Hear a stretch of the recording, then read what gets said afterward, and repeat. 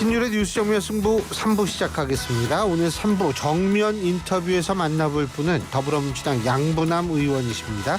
지금 스튜디오에 나와 계십니다. 안녕하십니까? 안녕하세요. 예, 조금 아까 헌법재판소가 한덕수 권한대행이 헌법재판관 2명 지명한 거 이거 철회 가처분 신청을 인용을 했습니다. 다시 말해서 이제 2명을 임명을 못한다는 얘기죠. 그렇죠. 예? 어떻게 보십니까? 법조인 출신으로서? 너무나 당연한 상식에 입각하고 사필 규정이라는 생각이 듭니다. 예. 한덕수 권한대행이 대통령 목 2명을 임명할 수 없다는 것에 대해서는 다수의 헌법학자들이 할 수 없다라고 이게 정설입니다. 그럼에도 불구하고 그런 2명 임명한 자체는 유언유법적인 것인데 그것을 헌재에서 확인해 준 것이죠. 예. 물론 이게 이제 본안에 대한 결정은 아닙니다만 그렇죠. 가처분 인용입니다만 어쨌든 가처분이 인용됐으니까 그 임명한 거는 이제 좀 효력이 발생 안 한 거죠. 발생 안 하게 됐는데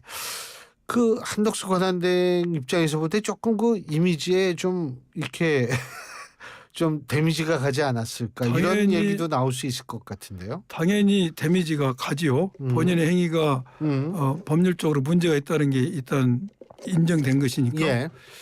그런데 과연 한덕수 권한대행이 인용되지 않으리라고 생각했을까요? 이게 유언유법이라고 생각을 안 했을까요?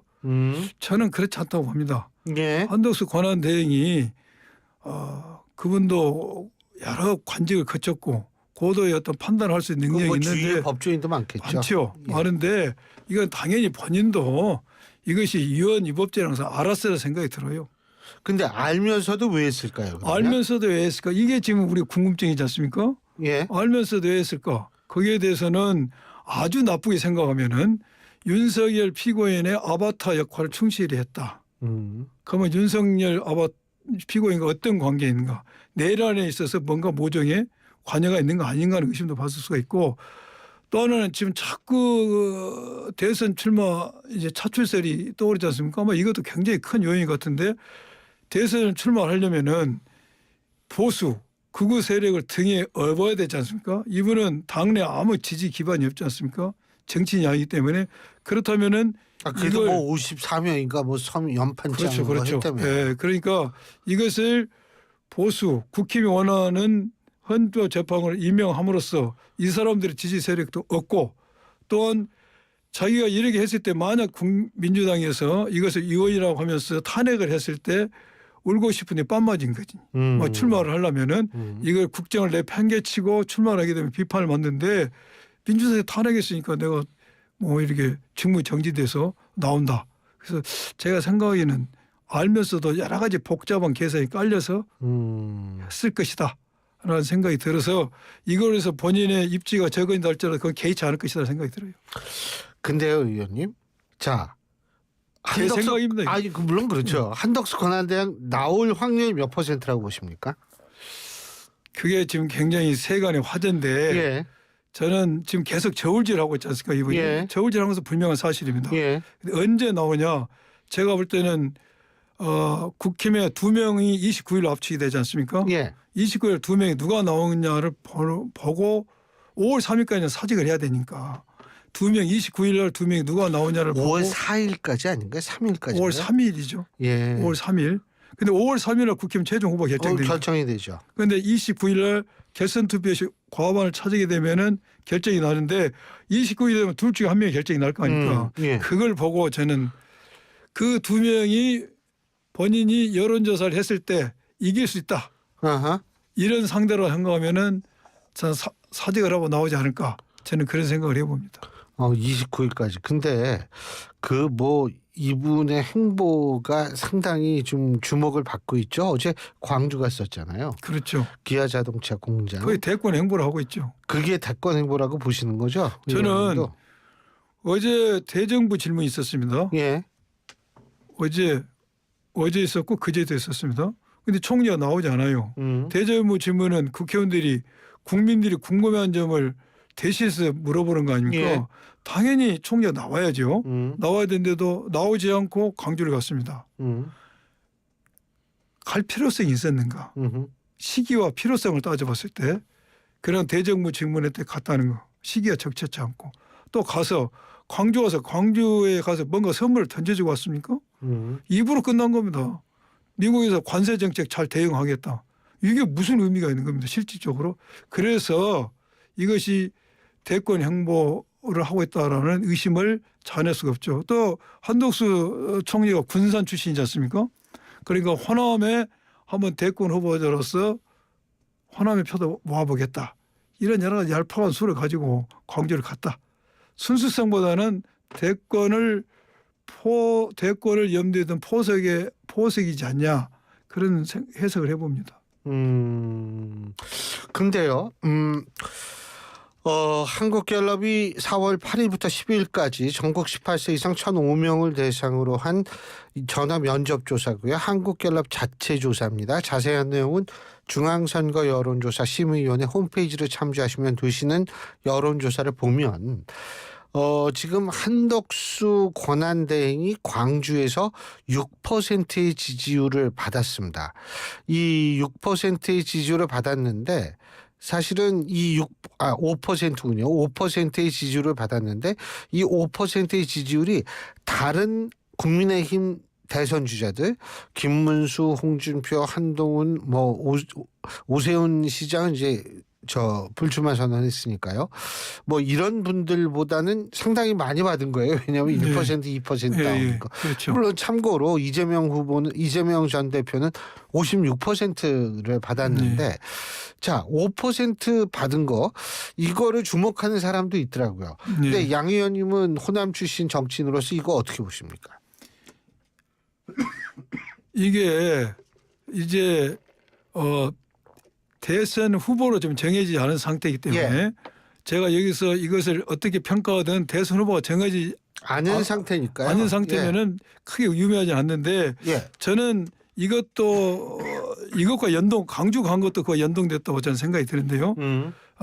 아무래도 호남에서 이런 표를 얻는 것은 호남 군산 출신이라는 그 효과가 플러스 되지 않냐는 생각이 듭니다. 플러스 되기는 됐다. 네, 됐다. 예? 그게 됐다. 근데 이제 그리고 또 하나는 다른 후보에 비해서 약간의 차별성이 있죠.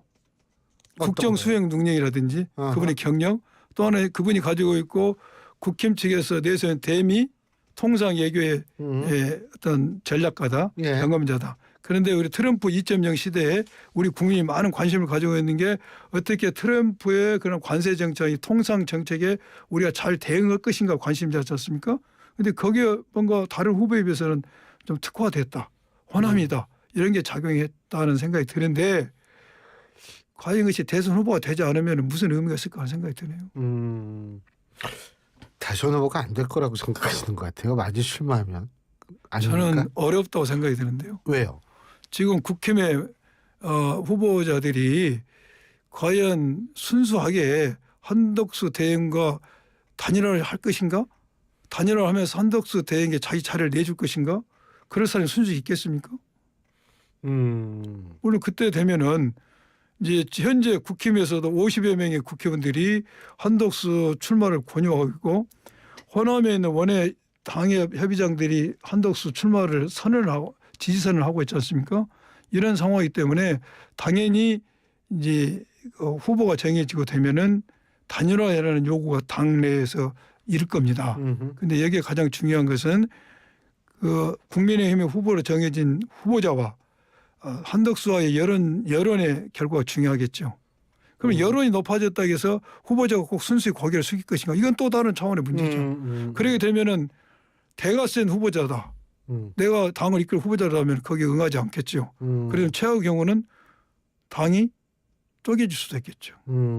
그래서 이건 쉽게 지금 같은 분위기처럼 한덕수가 대선 후보가 된다라고 그렇게 쉽게 저는 보여지지는 않습니다. 지금요 그 부분이 뭐하고 연결이 되냐면 이른바 새미래민주당이나 혹은 국민의힘 쪽에서 나오고 있는 빅텐트전 빅은 아닌 것 같고 어쨌든 반명 텐트론 있잖아요.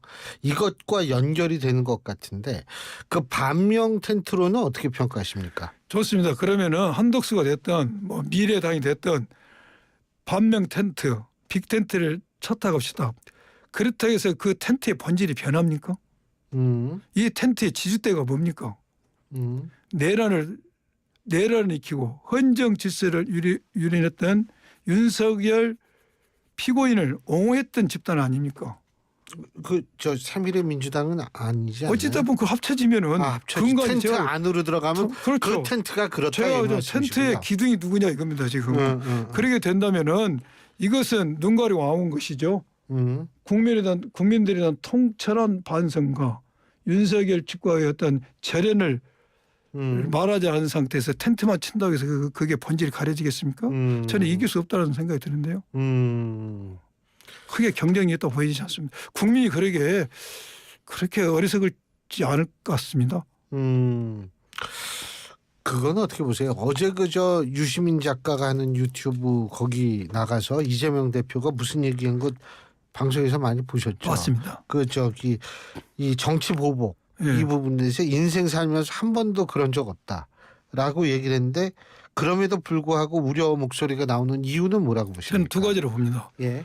첫째는 이재명 전 대표께서 현재 여론의 지형상 가장 당선 가능성이 높지 않습니까?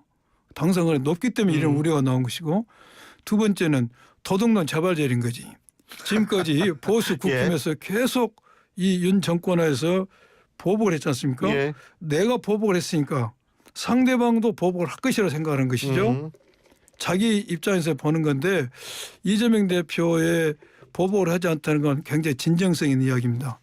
저도 이재명 대표 여러 가지 대화를 나누는데 보복할 생각이 일개도 없는 분입니다. 또 하나는 저는 검찰 출신이잖아요. 그렇죠. 검사장까지 하셨잖아요. 저는 이제 고등검사장까지 했는데 검사장보다도 고등은 되게 어렵습니다. 당연하겠죠. 그렇죠. 예. 그 고등자가 왜 붙었겠습니까? 높고 한 부서에서 검사장 10명 나오는데 거기서 고등검사장 2명이 나옵니다. 기수가 10명 검사장이 10명이 거기서 고등검사 2명이 나오는데 제가 검찰 출기 때문에 이재명 전 대표님 많은 대화를 나눴어요. 검찰에 대해서도 보복할 생각이 전혀 없어요. 그래요? 저는 그걸 여러 번 느꼈어요. 그래서 이분의 말씀이 사람들은 검찰 좀 전혀 제가 여러 번 제가 확인을 했어요. 검찰에 대해서 자기를 그렇게 수사를 했던 수사의 차원을 넘어서 도륙이죠. 도륙. 그 몇 년이 걸쳐 했는데도 검찰에 대해서는 전혀 이걸 검찰을 자기를 수사했기 때문에 검찰이 어떻게 하겠다는 생각은 보복의 생각이 전혀 없는 분입니다. 그래서 이 말은 진정성이 있습니다. 제가 담보할 수 있습니다. 예, 그렇군요. 그러니까 이렇게 자꾸 어떤 보복할 것이다 이런 것들은 일종의 프레임의 산물이다, 그죠? 그렇죠, 프레임. 알겠습니다. 요번에 저 민주당 경선 부문은 세 분 나와 있는데, 근데 이제 일각에서는 이게 TV 토론이 너무 적다, 3차례인가 4차례밖에 안 된다. 이러면서 김경수 전 지사 측은 좀 불만을 표한 모양이더라고요. 그거 좀 많이 해주는 것도 나쁘진 않지 않나? 어떻게 보세요, 그거? 그건 우리 당의 선대위에서 여러 가지 요소를 고려했다고 저는 보여집니다. 그런데 아마 시간상의 문제가 많이 작용하지 않았을까. 너무 짧은 시간을 해야 되니까 그런 생각이 들고 어찌됐든 오늘 세 분이 공명선거를 약속했으니까 그러한 TV 출연했으라든지 룰에 대해서도 이제 다 수용한 입장이니까 그런 부분에서는 우리가 다시 재론할 현실의 필요성은 없다고 저는 보여집니다. 근데 이게 지금 검찰이 이재명 대표 재판 문제 있죠. 5월 23일에 이 재판을 해야 된다 이런 얘기가 나오는 모양인데 이게 5월 23일이면 6월 3일이 대선이란 말이에요. 10일 전입니다. 이게 10일밖에 안 남았잖아요. 이거 재판부가 어떻게 지금 5월에 재판이 제 기억에 5월 12일인가 13일 한번 접했고 5월 27일이 접했습니다. 5월 20일 재판 잡힌 것도 굉장히 어떻게 보면 불리하죠. 그렇죠. 그런데 그 중간에 검찰이 5월 23일 추가 기일 요청을 했습니다. 지금 재판부는 검토 중에 있거든요. 그런데 저는 사법부가 매우 현명한 판단을 할 필요가 있다. 대선을 6월 3일인데 27일 잡은 날짜만 해도 일주일밖에 안 됩니다. 거기에 또 23일을 추가 지정하면 5월에 3일 재판을 하면서 일주일 이내에 2번 재판 10일 이내 2번 재판한다는 건데 이것은 후보자에게 물리적 시간을 많이 뺏어가지요. 그것뿐만 아니라 대선이 가까운 기일에 법정이 자꾸 세운다? 이것은 계속 부정적 이미지를 세우는 것이고 이렇게 된다면은 바로 사법부의 정치화로 가는 길입니다. 그래서 저는 사법부가 자제하리라고 기대를 해봅니다. 그 윤석열 전 대통령 재판 계속되죠. 이게 국민의힘 입장에서 볼 때는 그렇게 대선에 긍정적인 영향을 미치지 않을 거라고 볼 수밖에 없을 텐데, 그죠? 당연하죠. 저 법조인으로서 어떻게 보고 계세요, 윤 전 대통령? 윤 전 대통령의 재판이 어제 있었지 않습니까? 예. 어제 있었는데 온갖 특혜를 받은 상태에서 이제 재판이 진행됐고 또 윤석열 대통령이 재판장에 있었던 발언 내용을 보면은 거의 이제 궤변의 수지로 저는 봅니다. 본인이 주장했던 내용이 헌재에서 다 인용되지 않았음에도 불구하고 헌재 결정 자체를 부정하고 있죠. 부정하고 있으면서 계속 궤변을 늘어놓는데 이것은 국민을 굉장히 무시한 처사고 저는 윤석열 피고인 전 대통령 입장에서는 매우 좋은 장소예요. 재판장이. 헌재 심판장도 자기를 지지하는 지지 세력을 결집해서 메시지를 낼 수 있는 판이었거든요. 그런데 재판도 그런 장소를 충분히 활용하고 있다. 물론 이것이 이제 국힘 입장에서는 나쁜 이미지가 될 수가 있는데 나쁜 이미지를 더 실어주려면 이게 중계방송이 돼야 됩니다.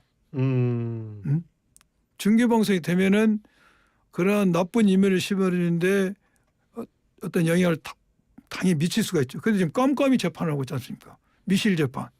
그래서 이 효과도 국힘 측에는 그다지 크지는 않을 것이다. 그런 생각이 듭니다.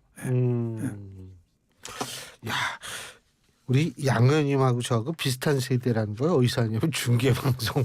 그 요거 요새 생중계라고 얘기를 하거든요. 예. 뭐 저희랑 아마 저랑 연배가 비슷하신 것 같아요. 우리 때 중계방송 맨날 그랬거든요. 생중계입니까? 생중계. 아이 뭐 중계방송이다. 생중계. 그게 그거죠. 우리는 서로 알아듣잖아요. 예, 아이, 그럼 된 거예요. 예. 예, 그럼요. 자, 어쨌든 이제 대선 시기는 돌아가기 시작했습니다. 그래서 이제 앞으로 어떤 일들이 벌어질지 저희가 계속 한번 지켜보는데 사실 좀 힘들어요, 요새. 예? 그렇죠. 좀 피곤하고. 예. 그래도 이렇게 또 오늘 좋은 말씀 해주셔서 고맙습니다. 예, 감사합니다. 예, 감사합니다. 예, 더불어민주당 양부남 의원이었습니다.